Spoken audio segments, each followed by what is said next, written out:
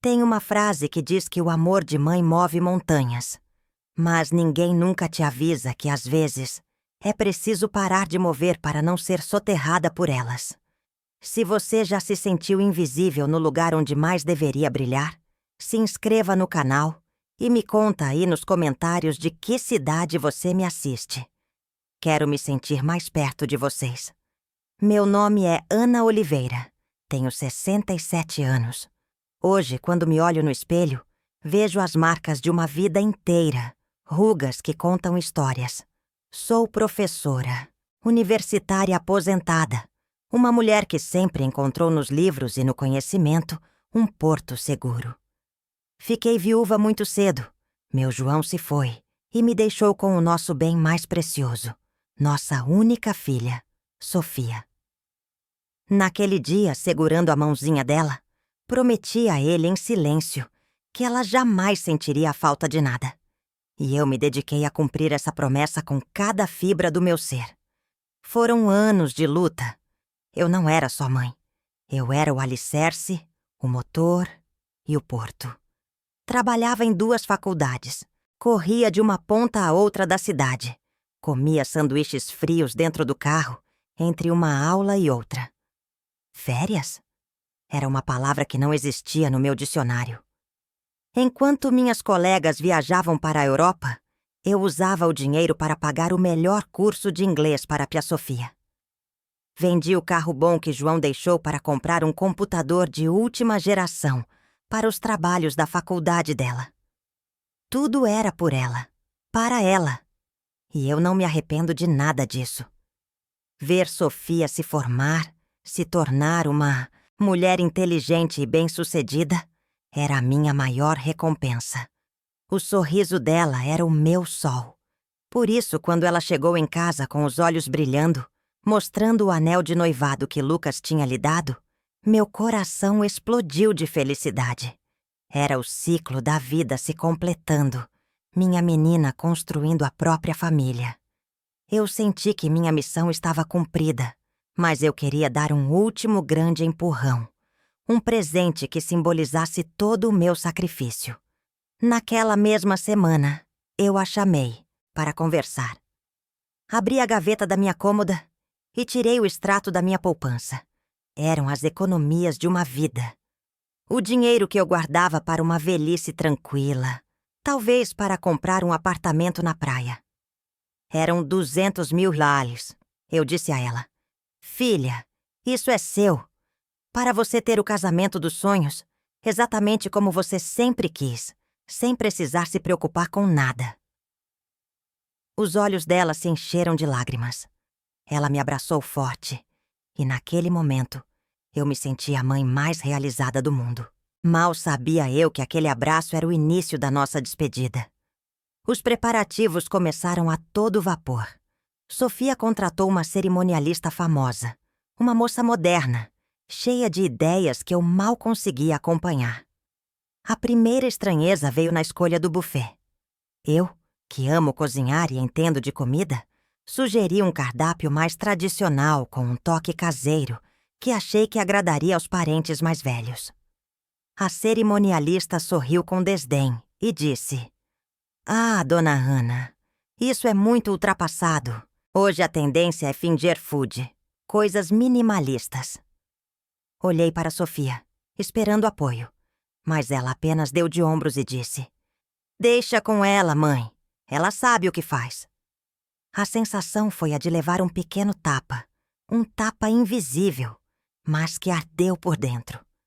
Eu que paguei por cada um daqueles canapés sofisticados, não tinha direito a uma opinião. Decidi não criar caso. Afinal, o dia era dela. Mas aquilo era só o começo. Uma semana depois, Sofia me ligou eufórica, falando sobre a degustação dos doces. Eu perguntei quando seria, animada para participar. Houve um silêncio do outro lado da linha. "Ah, mãe, já foi. Foi hoje à tarde. Lucas conseguiu uma folga e fomos rapidinho. Você sabe como é corrido." Meu estômago gelou. "Você nem me avisou, filha." A voz dela ficou impaciente. "Mãe, não dava tempo. A gente resolveu de última hora. Depois eu te conto quais escolhemos. São divinos. Ela desligou, deixando-me com o telefone mudo na mão e um gosto amargo na boca. Não era sobre os doces. Era sobre ser lembrada. Era sobre a alegria de compartilhar esses pequenos momentos que, para uma mãe, são tudo.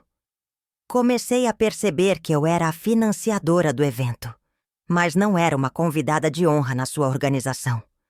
As coisas foram piorando sutilmente. Descobri por uma postagem da minha sobrinha Beatriz que tinha acontecido a prova do vestido de noiva. Na foto estavam Sofia, a sogra e as madrinhas, todas sorrindo, brindando com espumante, e eu não estava lá. Liguei para Beatriz, tentando disfarçar a dor na minha voz. Beatriz, querida, que lindo o vestido da sua prima. Quando foi isso? Beatriz, que sempre foi um amor comigo, percebeu na hora. Tia, foi ontem. A Sofia não te chamou? Achei que você não pôde ir. A desculpa dela só tornou tudo mais doloroso. A desculpa da Sofia quando a confrontei foi ainda mais fraca. Mãe, foi uma coisa só com as meninas. A sua sogra queria opinar. Você sabe como ela é. Achei melhor te poupar do estresse. Poupar-me? Ela não estava me poupando. Estava me apagando. Estava me colocando em uma caixa, a da mãe que paga e não se mete. Cada decisão era tomada por ela e por Lucas, e eu só era informada depois, quando a fatura do cartão chegava ou a transferência precisava ser feita. Mal sabia eu que tudo estava prestes a mudar, de uma forma que nem nos meus piores pesadelos eu poderia prever. Um dia cheguei na casa dela para deixar umas coisas e vi o modelo do convite de casamento em cima da mesa do computador. Meu coração deu um salto. Finalmente algo que eu veria antes de todo mundo. Peguei o papel delicado com letras douradas e comecei a ler. Lucas e Sofia, com a bênção de seus pais, convidam para a celebração de seu matrimônio. E abaixo os nomes Paulo e Maria Silva, os pais dele. E do lado dela nada, apenas o nome dela, Sofia Oliveira. Meu nome, o nome do pai dela, não estava em lugar nenhum. Aquele pedaço de papel pareceu pesar uma tonelada na minha mão. O ar me faltou. Eu não era apenas a provedora financeira. Eu era a única figura parental viva que ela tinha. Eu era a memória do pai dela, a história dela.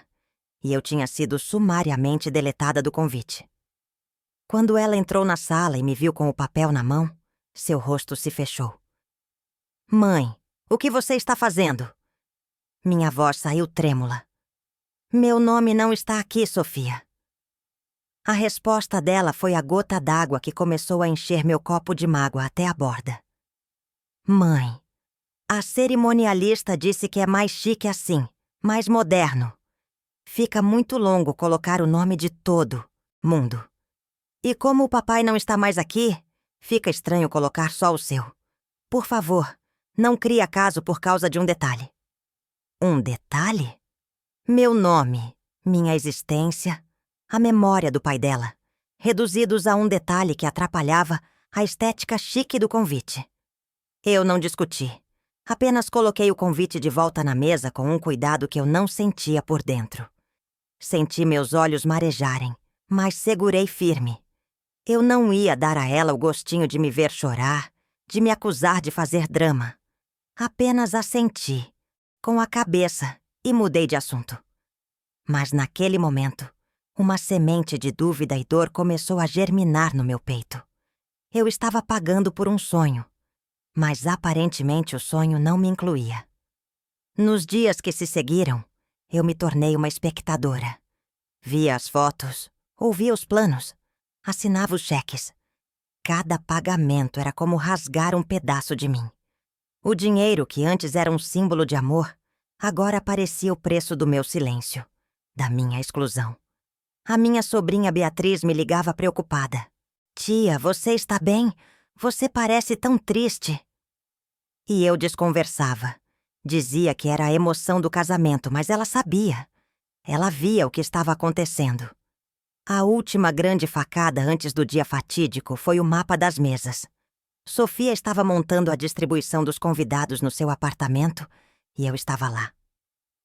De relance, vi meu nome em uma mesa no canto do salão, mesa 18, junto com umas primas distantes do meu falecido marido, que eu mal via, e uns amigos dos pais do noivo.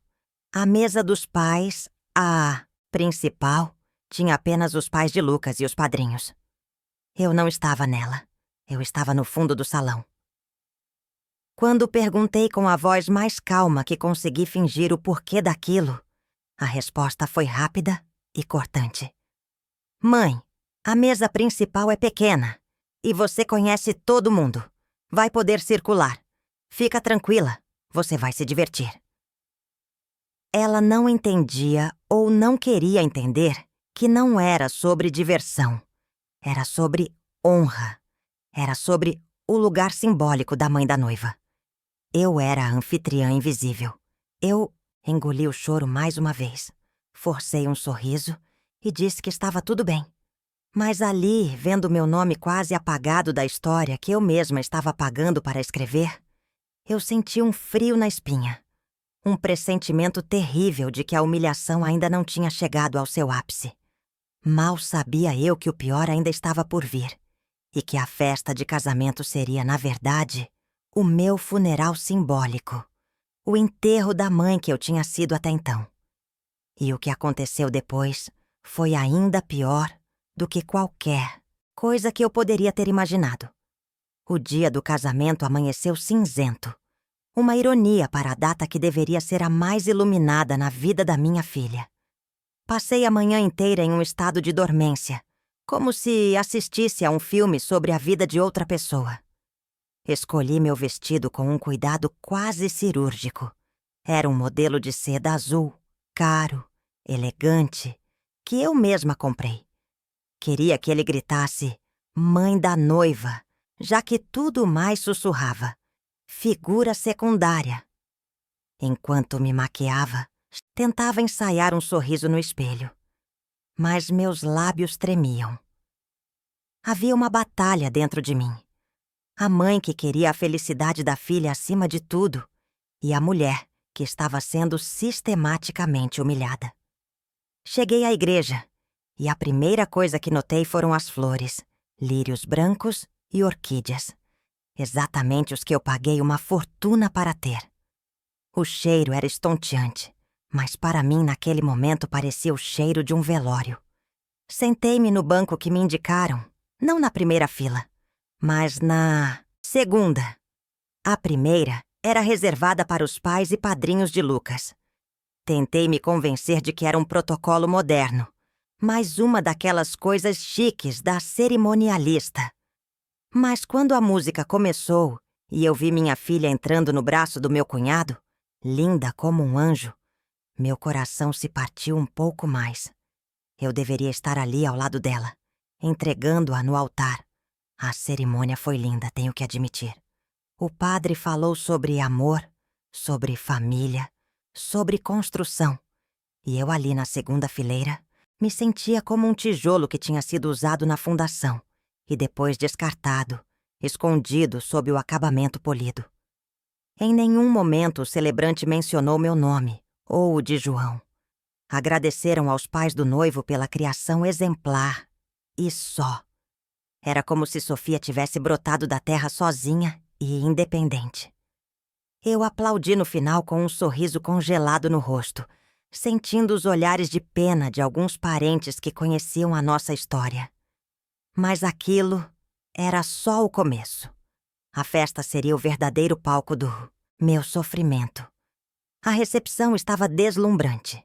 Um salão enorme com lustres de cristal, mesas impecavelmente postas e a música ambiente que custou o preço de um carro popular. Caminhei entre os convidados, tentando parecer a anfitriã, que em tese eu era.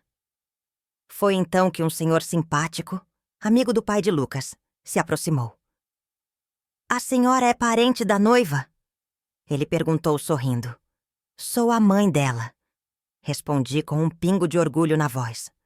A reação dele foi o primeiro prego no meu caixão. Ah, que bom! A Sofia falou tanto da tia de Minas que vinha para o casamento. É um prazer conhecê-la. Eu fiquei sem ar. Tia de Minas? Eu não sou de Minas. Eu sou a mãe dela. A mulher que morava a 20 minutos da casa dela. A mulher que financiou cada centímetro daquele luxo. Forcei o sorriso mais falso da minha vida e disse: houve um engano. Eu sou a mãe mesmo, Ana. Ele ficou sem graça, pediu desculpas e se afastou rapidamente. Fiquei parada ali no meio do salão, sentindo um frio que não vinha do ar-condicionado. Minha própria filha não havia sequer mencionado minha existência para os amigos da nova família. Eu era a tia distante. Tentei afogar a mágoa em uma taça de espumante, mas o álcool não tinha efeito. Caminhei até minha mesa, a de número 18, no fundo do salão. Sentei-me ali e observei a cena. Vi a Sofia e Lucas na mesa principal, rindo, brindando, sendo o centro do universo. E eu na periferia daquela galáxia era um planeta morto, sem luz própria. Minha sobrinha Beatriz veio até minha mesa, seus olhos cheios de preocupação. Tia, por que você está aqui? Seu lugar é lá na frente. Apenas balancei a cabeça. Deixa, minha filha, está tudo bem. Mas a voz dela, cheia de carinho, só fez a minha dor ficar mais aguda. Mal sabia eu que a humilhação ainda ganharia novos contornos. O momento dos discursos chegou. O pai de Lucas fez um discurso emocionado sobre o filho, sobre a alegria de receber Sofia na família. Depois, Lucas pegou o microfone, agradeceu aos seus pais, aos seus sogros Paulo e Maria, de forma eloquente e demorada. Agradeceu aos padrinhos, um por um. Agradeceu à cerimonialista pelo trabalho impecável. Agradeceu aos convidados. E então, no final, quando eu achei que ele tinha se esquecido, ele disse: e um obrigado especial a Ana por ter ajudado a gente. E foi só. Ajudado a gente. Como quem agradece ao garçom que serviu a água. Então, foi a vez de Sofia. Meu coração deu um último salto de esperança. Ela era minha filha. Ela não faria isso comigo. Mas ela fez. Ela repetiu os agradecimentos de Lucas com a voz embargada de emoção ao falar dos sogros, das amigas. E no final ela olhou na minha direção, lá no fundo do salão, e disse: e para minha mãe, obrigada por tudo. Foi rápido, quase protocolar, antes de ela seguir para o próximo tópico. Obrigada por tudo. 2 palavras para resumir uma vida de sacrifício. O salão aplaudiu e eu senti meu rosto queimar.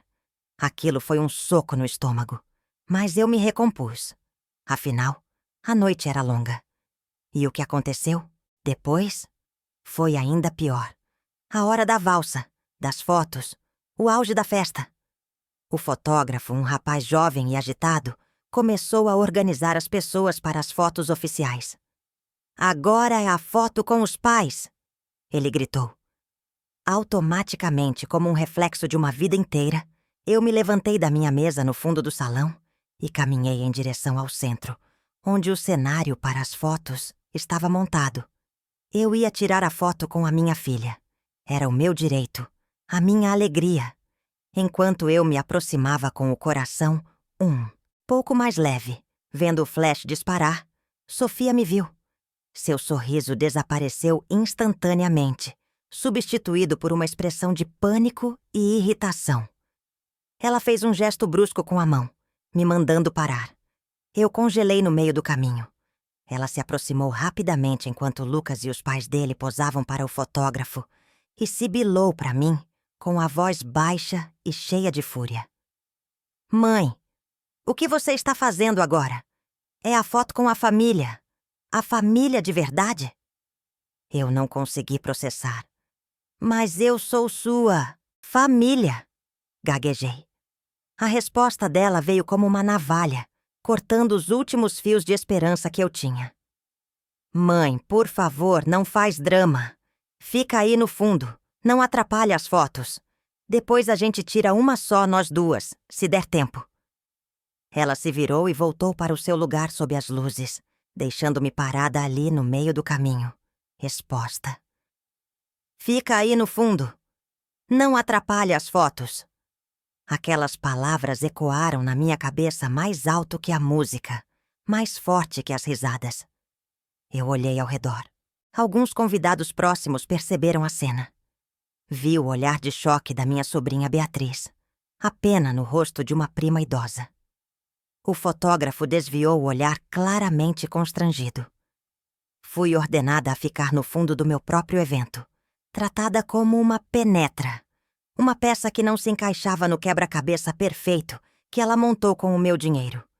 Senti minhas pernas fraquejarem, meu corpo inteiro tremer. Era uma humilhação pública, silenciosa e devastadora. Naquele momento, eu não era mais a professora, a mãe, a provedora. Eu era um obstáculo, um estorvo no cenário perfeito da nova vida dela. A dor foi tão física que precisei me apoiar em uma cadeira vazia para não cair. Todo o sacrifício, todas as noites mal dormidas, todo o amor incondicional que eu dediquei a ela se transformaram em pó, em cinzas, bem ali, no meio daquele salão de festas luxuoso.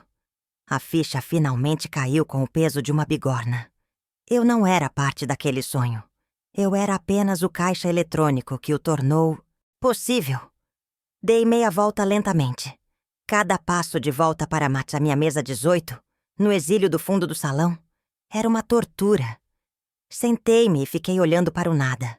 A música alta, as luzes piscando, as pessoas dançando. Tudo parecia distante, abafado. O barulho dentro da minha cabeça era ensurdecedor. Era o som de algo se quebrando, algo que eu nunca imaginei que pudesse quebrar. A minha devoção cega de mãe. Eu não derramei uma lágrima. A dor era tão profunda que secou meus olhos. Fiquei ali, sentada por talvez uma hora, completamente imóvel. Via os vultos, as cores, mas não registrava mais nada. A alegria da festa era uma afronta, um insulto à minha dor. A menina que eu criei, que eu amei mais que a mim mesma, tinha acabado de me dizer com todas as letras que o meu lugar era na sombra, longe dos holofotes que eu mesma paguei para acender. Eles achavam que eu estava apenas triste, magoada. Viam uma senhora sentada sozinha em um canto e, provavelmente, sentiam pena. Mas não era tristeza o que crescia dentro de mim, era outra coisa. Algo frio, duro e claro como cristal. Era uma resolução, uma clareza que só a humilhação mais profunda pode trazer. A Ana que chegou naquela festa, disposta a perdoar tudo pela felicidade da filha, tinha acabado de morrer. E foi naquele instante, enquanto eu via o flash da câmera iluminar o rosto sorridente da minha filha, ao lado da sua família de verdade, que algo dentro de mim mudou para sempre. A dor deu lugar a uma calma gelada. A mulher, boazinha, a mãe que tudo suportava, tinha se desintegrado e, no lugar dela, outra mulher começava a nascer. Uma mulher que, pela primeira vez na vida, decidiu que o amor próprio era mais importante do que qualquer laço de sangue. Eu não me lembro como dirigi do salão de festas para casa. Aquele trajeto que eu fazia de olhos fechados pareceu uma viagem por um país estrangeiro. Entrei no meu apartamento e o silêncio foi um alívio. Tirei o vestido azul, que agora parecia uma fantasia de uma mulher, que eu não era mais, e o joguei em um canto. Não tomei banho, não bebi água. Sentei na minha poltrona na sala escura e fiquei ali vendo as luzes dos carros passando pela janela até o céu começar a clarear. Não dormi nem por um minuto. A dor tinha se transformado em uma energia fria, uma clareza cortante. A mãe boazinha tinha sido enterrada naquela festa e eu estava assistindo ao meu próprio velório.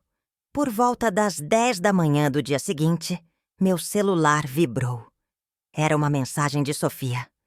Meu coração deu um pulo estúpido, uma última faísca de esperança.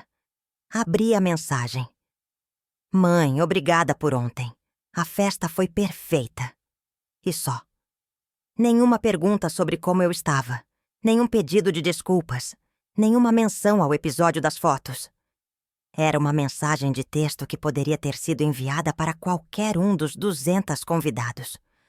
Uma formalidade fria que confirmava tudo o que eu já sabia. Eu era um item na lista de tarefas dela. E o agradecer à mãe já podia ser riscado. Foi essa mensagem que me deu o empurrão final. Levantei-me da poltrona com uma determinação que não sentia há anos. Fui até o meu escritório, liguei o computador com as mãos firmes e abri o site do banco. O extrato na tela era a materialização da minha humilhação. 170 mil reais já tinham saído. Pagamento do buffet, da decoração, do vestido, do fotógrafo que se recusou a me olhar. Mas ali no final da fila estava a última parcela. 30 mil PRL provisionados para transferência automática no dia seguinte. O dinheiro da lua de Mel na Grécia. O prêmio final pela performance impecável da minha filha. Naquele momento, enquanto encarava os números na tela, decidi fazer algo que não fazia há muito tempo. Ser um pouco egoísta. Abri uma nova aba no navegador e entrei numa rede social. O perfil de Lucas era aberto. Rolei por poucos segundos até encontrar uma foto dele e de Sofia sorrindo, tirada uma semana antes do casamento. A legenda dizia: contagem regressiva para a melhor lua de mel. Obrigado pelo presente incrível. Sogrinha! A postagem tinha dezenas de curtidas e comentários. Sogrinha! Um apelido que ele nunca tinha usado na minha frente. Era um personagem, uma encenação para o público. Aquilo foi a prova que eu precisava. Não era um presente, era uma expectativa, um direito adquirido. Com o sangue fervendo, mas com a mão mais firme do que nunca, peguei o telefone. Não liguei para a central de atendimento. Liguei para o celular pessoal do gerente do meu banco, um senhor que eu conhecia há mais de 20 anos. O senhor Costa. Ele atendeu com a voz sonolenta de um domingo de manhã. Dona Ana, tudo bem? Aproveitando o descanso? Minha voz saiu sem nenhum tremor. Senhor Costa, bom dia. Desculpe o incômodo, mas preciso que o senhor faça algo urgente para mim. Preciso que cancele uma transferência programada para amanhã. Houve um silêncio do outro lado. Cancelar a de 30 mil? Mas é a última do pacote do casamento. Está tudo certo? Ele estava sendo cuidadoso, e eu apreciei isso. Mas minha decisão era de ferro. Está tudo errado, Costa. Cancele, por favor, e garanta que essa ordem não possa ser revertida. É uma decisão final. Ele percebeu a seriedade na minha voz. Pois não, dona Ana. Considere feito. Segunda-feira, no primeiro horário, eu formalizo tudo no sistema. Fique tranquila. Desliguei o telefone e respirei fundo pela primeira vez em 24 horas. Foi a primeira lufada de ar puro depois de quase me afogar. Meu próximo passo precisava de mais cuidado. Fui até minha agenda antiga de papel e procurei por um nome que eu não via há anos. Dr. Mendes, o advogado que cuidou do inventário de João. Ele era um homem sério, discreto e, mais importante, leal. Liguei para ele também. Dr. Mendes, é Ana Oliveira. Preciso de um horário com o senhor o mais rápido possível. É para tratar de uma alteração no meu testamento. A palavra testamento saiu da minha boca com um peso enorme, mas também com um poder libertador. Eu estava retomando o controle da minha vida. E, mais importante, do meu legado. Enquanto eu fazia tudo isso, minha sobrinha Beatriz me ligava sem parar. Eu não atendi. Não queria que a emoção na voz dela me fizesse fraquejar. Mas depois de falar com o advogado e marcar a reunião, retornei à ligação. Ela atendeu no primeiro toque, a voz cheia de aflição. Tia, pelo amor de Deus, como a senhora está? Eu vi o que a Sofia fez. Foi desumano. Eu quis ir lá e... Eu a interrompi com uma calma que a surpreendeu. Beatriz, minha querida, eu estou bem. Na verdade, estou melhor do que estive em muito tempo.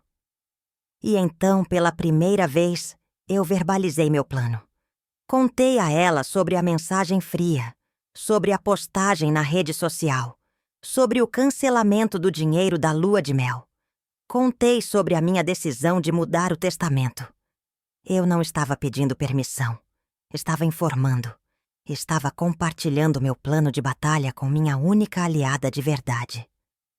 Beatriz ficou em silêncio por um momento e depois disse com a voz firme: Tia, a senhora demorou demais para fazer isso. O que a senhora precisar, qualquer coisa, eu estou aqui. Os meus filhos amam a senhora mais do que tudo. A senhora é a avó que eles têm. O apoio dela foi o selo de aprovação que meu coração precisava. E então, como se fosse um roteiro escrito pelo destino, o inevitável aconteceu. Na segunda-feira à tarde, meu celular tocou. Era Sofia. Atendi, preparei meu espírito e esperei. A voz dela era animada, despreocupada. Mãe, tudo bem? Então, estou aqui com o pessoal da agência de viagens. Falta só o pagamento final da nossa lua de mel. O voo é depois de amanhã. Você já pode transferir aqueles 30 mil pra gente? A pergunta foi feita com a naturalidade de quem pede um copo d'água. Sem rodeios, sem gentileza, uma ordem. Aquela era a armadilha deles, a falsa sensação de vitória. Eles me humilharam, me descartaram e agora, com a maior tranquilidade do mundo, vinham cobrar a fatura. Acharam que nada tinha mudado, que a mãe tola continuaria pagando por seus caprichos. Respirei fundo e usei a voz mais neutra que consegui. Filha, eu vou verificar aqui no meu extrato e te retorno. Ela pareceu um pouco impaciente. Verificar o quê, mãe? É só transferir. O dinheiro estava lá. A gente precisa pagar isso hoje. Eu sei, Sofia. Eu vou verificar e te ligo. Repeti com uma frieza que não era minha, mas que eu estava aprendendo a usar. Desliguei o telefone antes que ela pudesse protestar. Aquele pedido foi a confirmação final. Eles não sentiam remorso, não sentiam culpa. Sentiam apenas que tinham direito àquele dinheiro. Eles me viram como um recurso, um poço que nunca secaria. Não importava quanta sujeira jogassem dentro dele. Naquele dia, eu não retornei à ligação. Passei o resto da tarde cuidando das minhas samambaias, que estavam um pouco amareladas. Troquei a terra, reguei com calma, fiz um café forte e me sentei na varanda, sentindo o sol da tarde no rosto. Havia uma paz estranha em mim. A paz de quem sabe que uma tempestade está vindo, mas que, pela primeira vez, construiu um abrigo sólido para se proteger. Eles estavam esperando um depósito na conta. Mal podiam imaginar a bomba que eu tinha montado em silêncio. A raiva inicial tinha se assentado, dando lugar a uma estratégia calculada. Não era mais sobre vingança, era sobre justiça. Justiça poética. Era sobre ensinar da maneira mais dura possível uma lição que eu, na minha devoção cega, falhei em ensinar. Gratidão, respeito, o reconhecimento de que o amor de uma mãe é sim o maior do mundo. Mas não é um cheque em branco para a crueldade e o descaso. Eu sabia que o confronto seria terrível. Sabia que seria acusada de tudo, de ser amarga, vingativa, louca. Mas eu não tinha mais medo.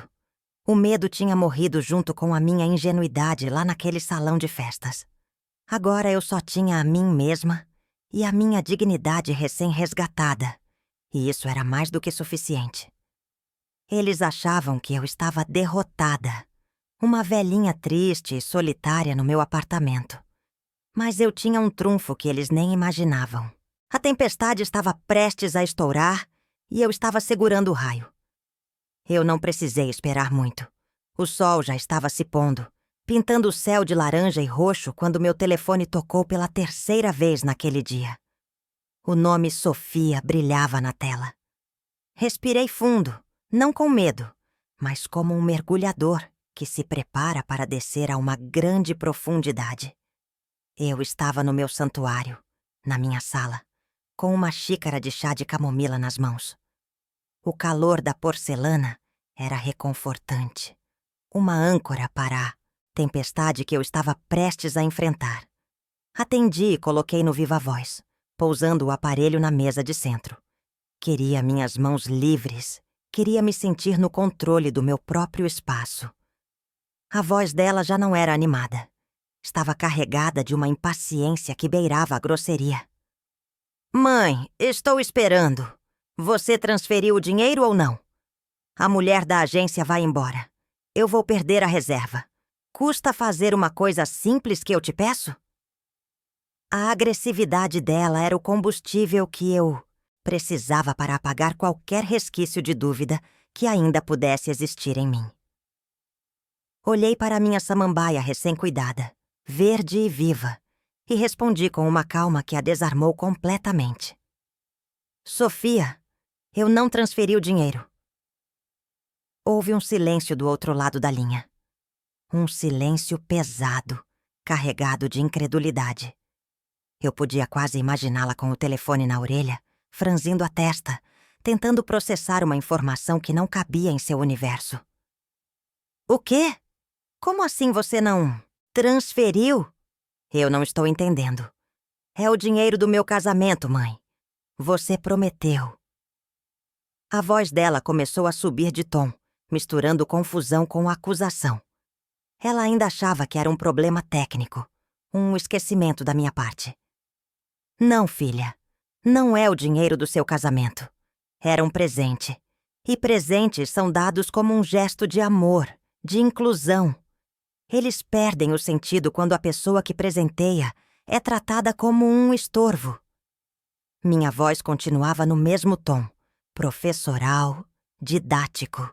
Era a professora Ana falando, não a mãe chorosa. Eu estava dando uma aula, a mais importante da minha vida, e ela era a aluna que se recusava a aprender. Um presente que eu dei com todo o meu amor e que você aceitou enquanto me apagava de cada detalhe da sua festa. A ficha dela começou a cair, mas não da forma que eu esperava.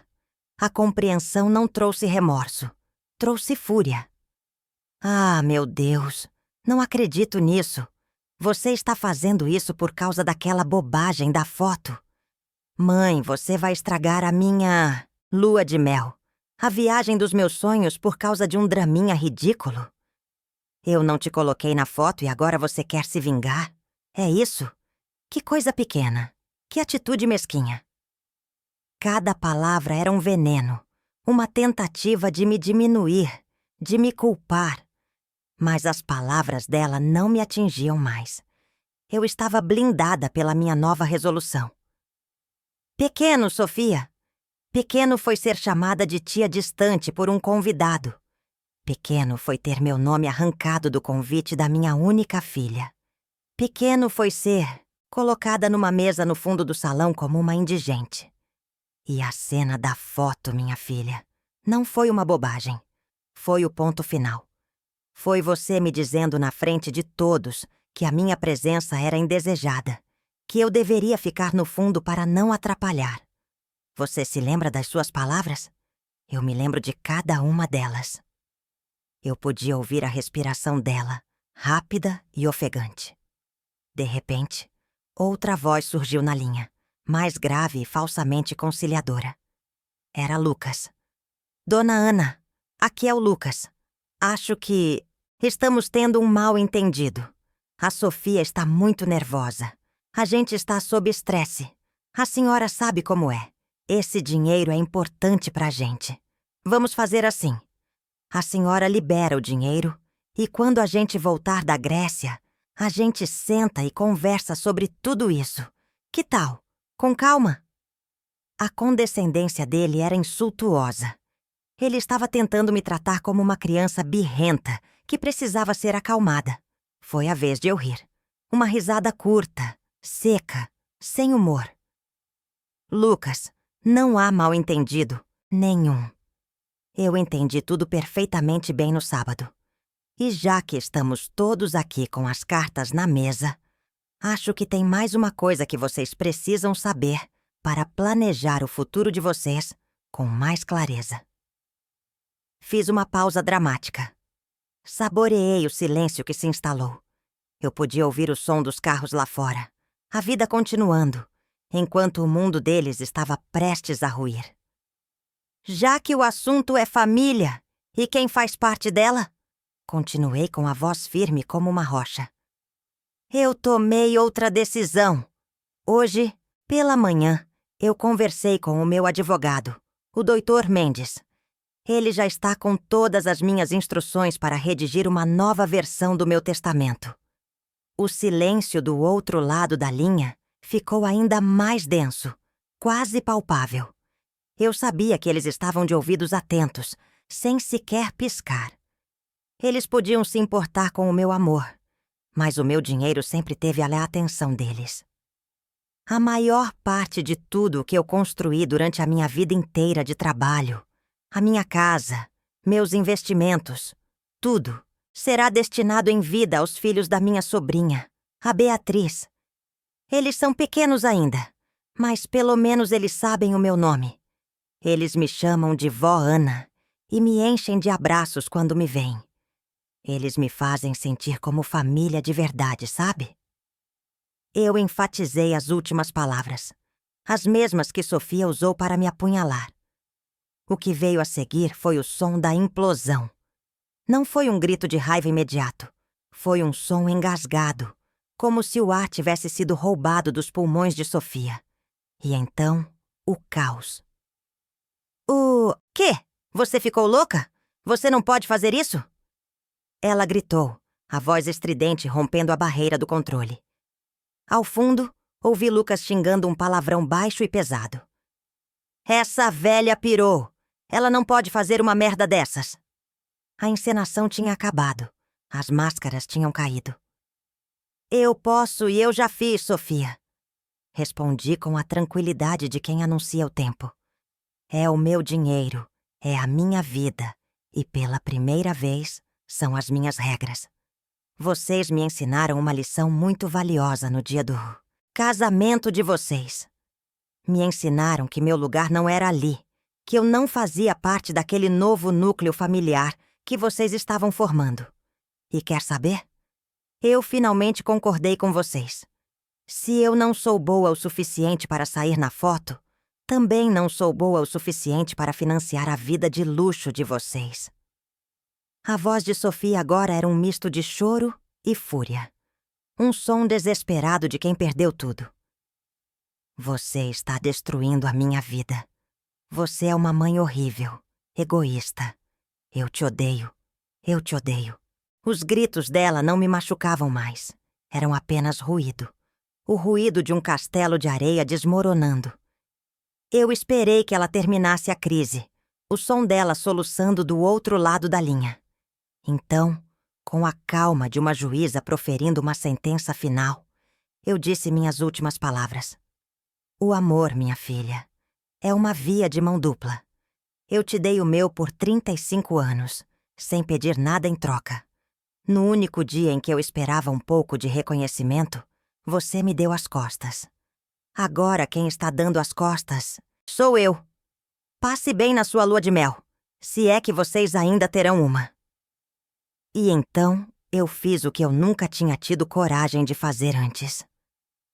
Antes que ela pudesse gritar mais alguma coisa, antes que Lucas pudesse me ofender de novo, eu estendi a mão e apertei o botão vermelho na tela do celular. Encerrei a chamada.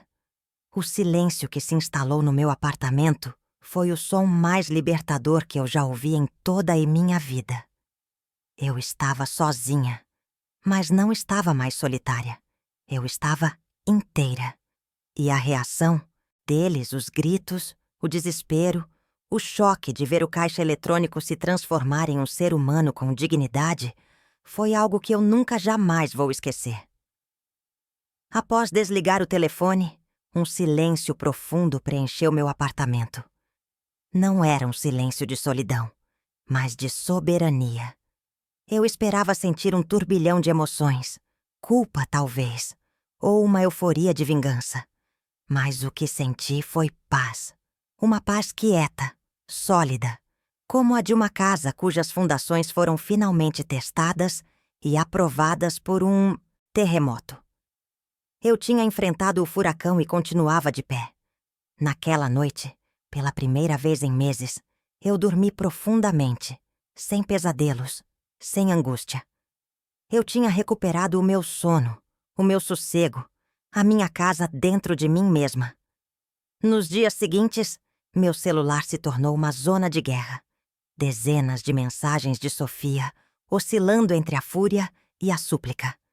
Acusações de que eu era uma mãe monstro, seguidas de falsas promessas de que tudo seria diferente se eu apenas consertasse o que fiz. Houve também ligações de Lucas, que eu não atendi, e até de Maria, a mãe dele, que me deixou uma mensagem de áudio me chamando de ingrata e desequilibrada. Ignorei tudo. Coloquei o celular no modo silencioso e o deixei em uma gaveta. A guerra deles não era mais a minha. Eu tinha assinado o meu tratado de paz. Uma semana depois, Beatriz me ligou no telefone fixo. A voz dela era um misto de cautela e satisfação. Tia, só para a senhora saber, a lua de mel foi cancelada. A Sofia postou uma nota, dizendo que foi por motivos de força maior. Uma prima me contou que a briga entre ela e o Lucas foi feia, que ele a acusou de não saber controlar a mãe. Parece que o castelo de cartas deles começou a desmoronar quando o primeiro tijolo de ouro foi retirado. A notícia não me trouxe alegria, mas uma sensação de justiça inevitável. Um relacionamento baseado em aparências e benefícios financeiros raramente sobrevive à primeira crise de verdade. Com o barulho do mundo do lado de fora, comecei a reconstruir o meu por dentro. Fui à reunião com o Dr. Mendes e assinei os papéis do Novo Testamento, sentindo um alívio imenso.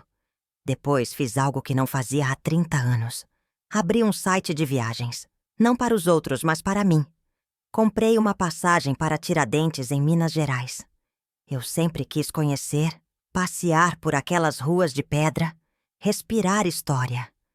Fui sozinha e naquela viagem, caminhando sem pressa, eu me reencontrei. Eu não era a tia de Minas. Eu era a Ana, a mulher que amava a história, que se emocionava com arte barroca, que apreciava um bom pão de queijo. Os meses passaram. Eu me dediquei às minhas plantas. Meu pequeno jardim na varanda nunca esteve tão florido. Passei a frequentar um clube do livro, a fazer aulas de yoga. Comecei a usar o dinheiro que seria da lua de mel para reformar meu apartamento. Deixá-lo com a minha cara, não com a cara da casa da mãe da Sofia. Os filhos da Beatriz vinham passar as tardes de sábado comigo. Nós fazíamos bolo, líamos histórias. O som da risada deles era a trilha sonora da minha nova vida. Eu estava preenchendo os espaços vazios de mim mesma com as minhas próprias alegrias. Até que um dia, numa tarde chuvosa de outono, a campainha tocou. Eu não esperava ninguém. Olhei pelo olho mágico e meu coração parou por um instante. Era Sofia, mas não a Sofia do casamento, produzida e arrogante. Era uma versão mais simples, mais pálida. Estava sem maquiagem, o cabelo preso de qualquer jeito, vestindo um jeans e uma camiseta. Simples. Seus olhos estavam inchados, cansados. Havia uma vulnerabilidade nela que eu não via desde que ela era uma menina. Hesitei por um momento, mas abri a porta.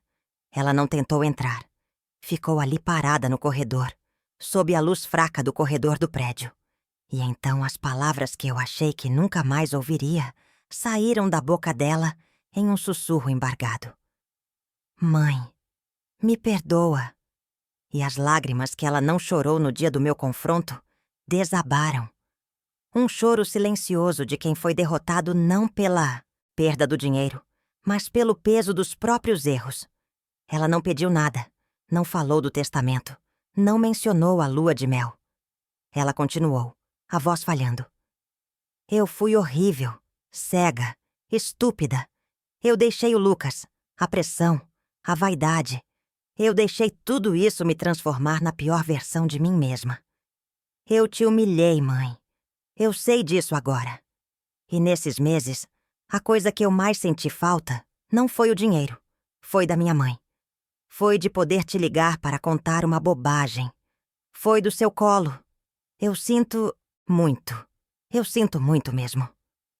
A sinceridade no choro dela era inegável. A vida tinha lhe dado a lição que eu não consegui dar. Eu a escutei em silêncio, deixando que ela esvaziasse seu coração. Uma parte de mim, a mãe antiga, queria abraçá-la e dizer que estava tudo bem. Mas a nova Ana, a mulher que aprendeu a se valorizar, sabia que a cura não era tão simples. As feridas eram profundas demais para serem curadas com um simples abraço. A confiança, uma vez quebrada em tantos pedaços, não se cola, da noite para o dia. Abri mais a porta e disse com a voz serena: Entra, Sofia, vou fazer um chá para você. Ela entrou, olhou ao redor do meu apartamento renovado, como se visse tudo pela primeira vez. Enquanto a água esquentava na cozinha, eu tomei minha decisão final. O perdão era possível, mas o esquecimento não. As condições do nosso relacionamento a partir daquele dia seriam outras, seriam as minhas. Sentamos à mesa, uma de frente para a sala, a outra, com as xícaras de chá entre nós. Eu aceito o seu pedido de desculpas, Sofia. Comecei. Mas você precisa entender que as coisas não podem voltar a ser como eram. Aquele dinheiro não vai voltar. O testamento não vai mudar. As consequências dos seus atos são permanentes. Elas são a cicatriz que vai nos lembrar para sempre do que aconteceu. Ela apenas assentiu, as lágrimas ainda escorrendo pelo seu rosto. O respeito, continuei, não é um item opcional na nossa relação. É a base de tudo. Se você quiser reconstruir essa ponte que você mesma queimou, terá que ser um tijolo de cada vez, com paciência, com verdade, com respeito, sem expectativas, sem cobranças. Olhei bem nos olhos dela. Eu perdoo a minha filha, mas a mulher que você foi naquele casamento, essa eu não sei se um dia conseguirei esquecer. Aquele foi o início de um longo e lento processo. Não houve milagres. Houve conversas difíceis, silêncios necessários e pequenos gestos. Mas aos poucos comecei a ver traços da minha antiga menina ressurgindo. Agora com a humildade que a vida lhes ensinou. O dinheiro nunca mais foi assunto entre nós, mas o respeito aos poucos começou a voltar a fazer parte da nossa história. Hoje eu sei que o amor de uma mãe é, sim, imenso.